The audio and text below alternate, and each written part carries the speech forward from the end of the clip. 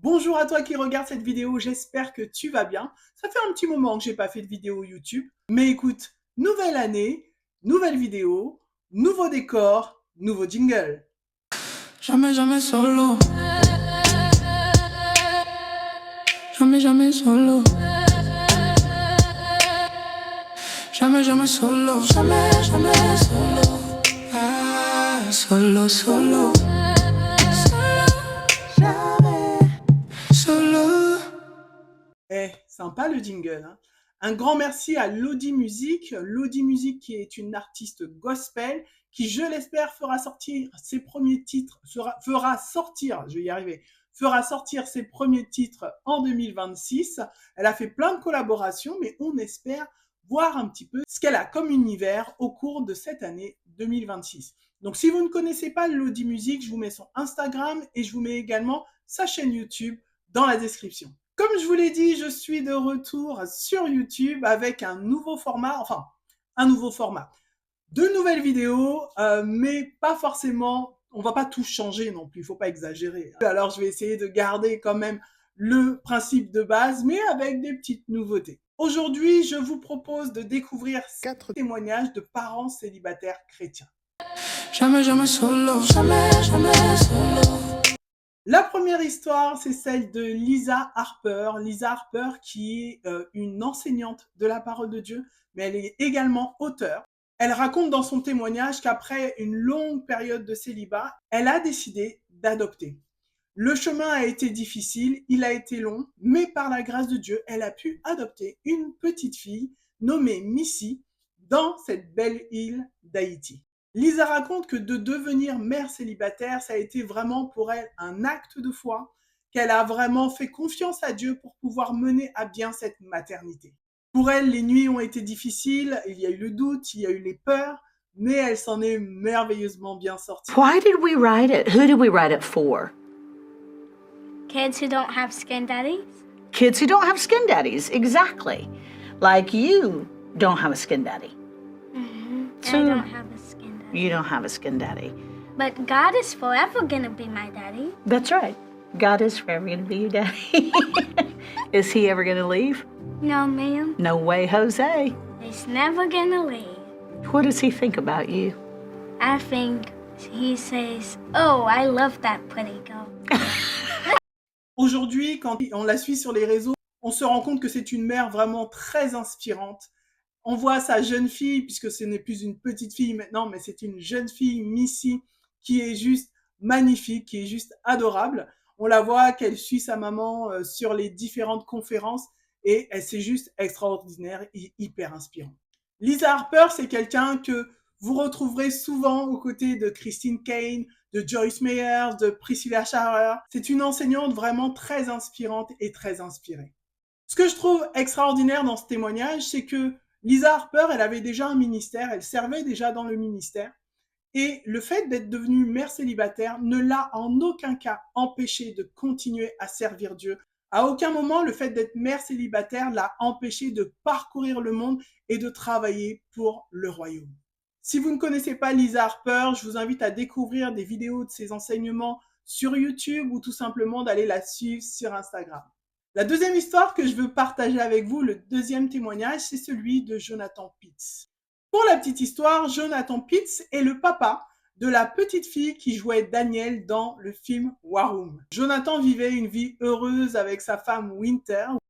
Malheureusement, un jour, Winter va décéder d'une crise cardiaque, laissant Jonathan seul avec ses 4 filles.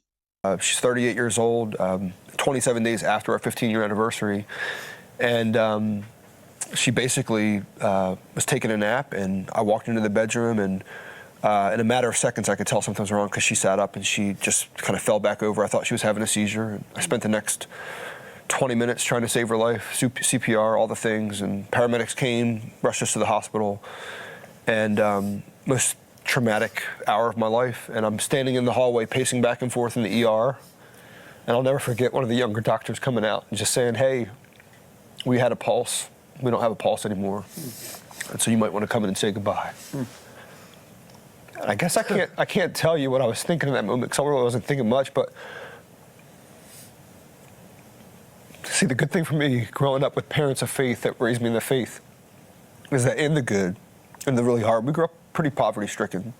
In the good and the hard, all we did was worship God. My parents taught me how to worship.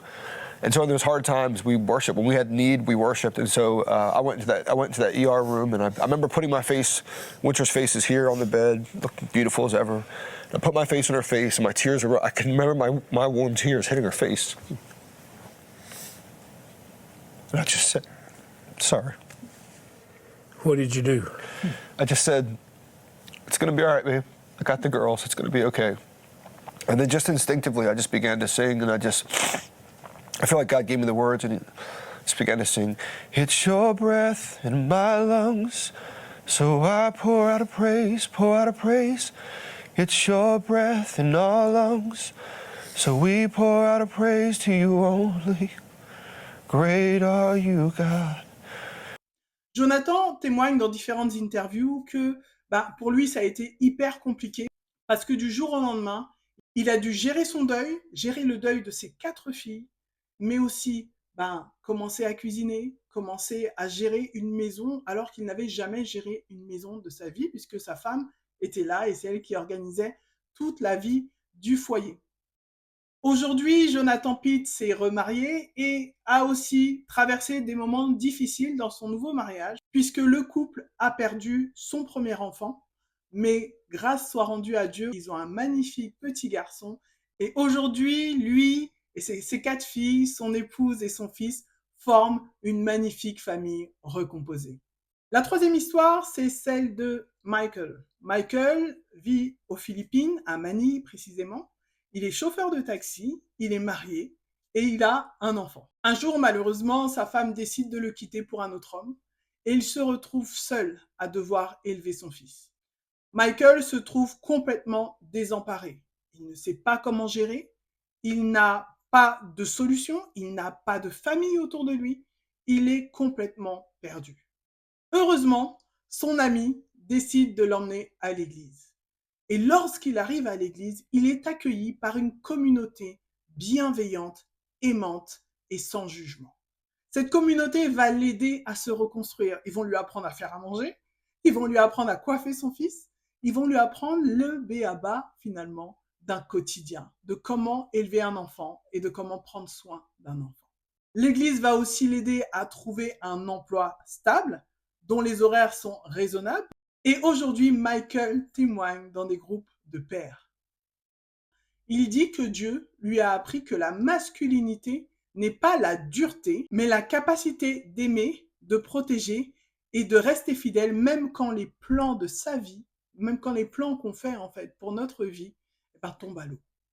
J'aime particulièrement l'histoire de Michael parce qu'on fait souvent le focus, quand on parle de parentalité solo, on va souvent faire le focus sur les mamans célibataires. Je trouve que c'est vraiment injuste parce qu'il y a beaucoup de papas célibataires qui élèvent magnifiquement leurs enfants, qui sont des témoignages vraiment extraordinaires. Mais il y a aussi des oncles, des tantes, des grands-parents qui vont se retrouver seuls à élever des enfants. Et ces personnes-là, je refuse de les oublier. Au contraire, elles sont pour moi des personnes extraordinaires, tout comme les papas ou encore les mamans. Et puis au final, quand on est un enfant de Dieu, on est forcément extraordinaire. La quatrième histoire, c'est celle de Priscilla. Priscilla, elle est née au Nigeria, elle a grandi au Nigeria et elle a rencontré l'amour de sa vie au Nigeria.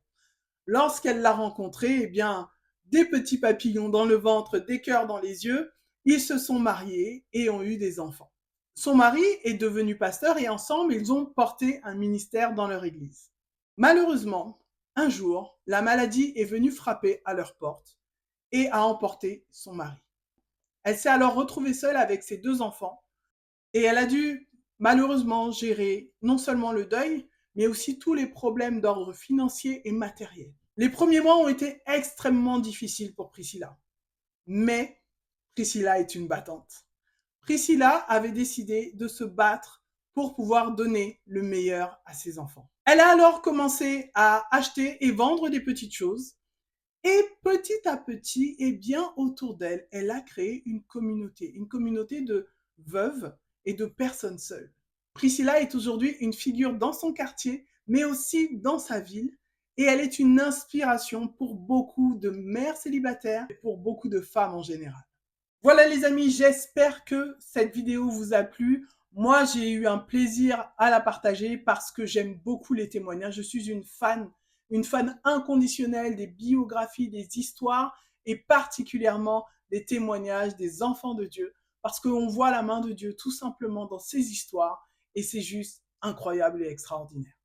Alors, si ce format vous plaît ou si mon retour vous fait plaisir, n'hésitez pas à vous abonner, à liker la vidéo, je crois qu'il faut appuyer sur la petite cloche si vous voulez être informé de quand je poste des nouvelles vidéos. En tout cas, quoi qu'il en soit, je vous bénis dans le nom de Jésus et je vous dis à une prochaine vidéo.